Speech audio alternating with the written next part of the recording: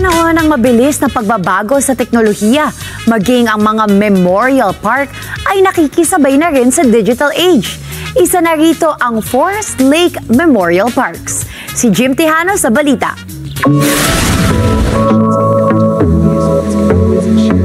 Nagsimula noong 1997 ang Forest Lake Memorial Park sa Zamboanga City.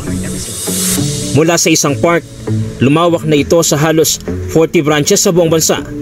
Mula Luzon, Visayas hanggang Mindanao. At ngayon kinikilalang pinakamalaking memorial care network sa Pilipinas. We pride ourselves in being pioneering dun po sa mga digital additions na ginagawa natin in how we service our clients. So pinakauna po dyan ay ang digital registration system po namin. It's an online guest book. Lahat po ng bumibisita sa mga nagbuburol dito, kinukuha po namin yung details and then we can also provide them updates, promotional offers, or they can also put down certain messages for the departed loved ones na binisita nila. Second feature po is ang Creative Tribute Casket. Ano po yan? This is showing our value of personalized service. So all of these features that we did here are AI generated.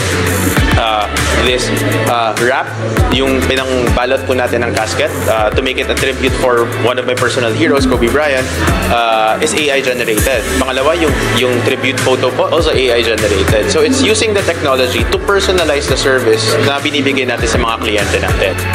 Sa pagpasok ng makabagong panahon, sinabayan ng Forest Lake ang digital transformation. May digital directory at QR code system sa ilang parke para mas madali ang paghahanap ng puntod. Mayroon ding virtual memorial pages na pwedeng bisitahin online, pati online payment at reservation system para sa mga gustong mag-asikaso nang hindi na kailangan bumiyahe. Meron din po tayo ditong touchscreen na allows us to visit any park in Forest Lake using our website. It has 360 views of all our parks.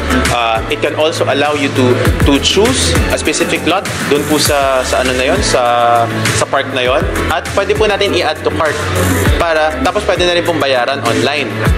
Sa kabila ng teknolohiya, nananatiling nature-inspired ang bawat disenyo ng park. May mga hardin, malalawak na tanawin, at katahimikang nagbibigay ginhawa sa mga bumibisita. Sa panahon ng digital innovation, pinapatunayan ng Forest Lake na maging sa hantungan, may lugar pa rin ang modernong teknolohiya para sa mas maginhawa, maayos at makabagong paraan ng paggunita. Hindi rin problema ang internet connection sa lugar.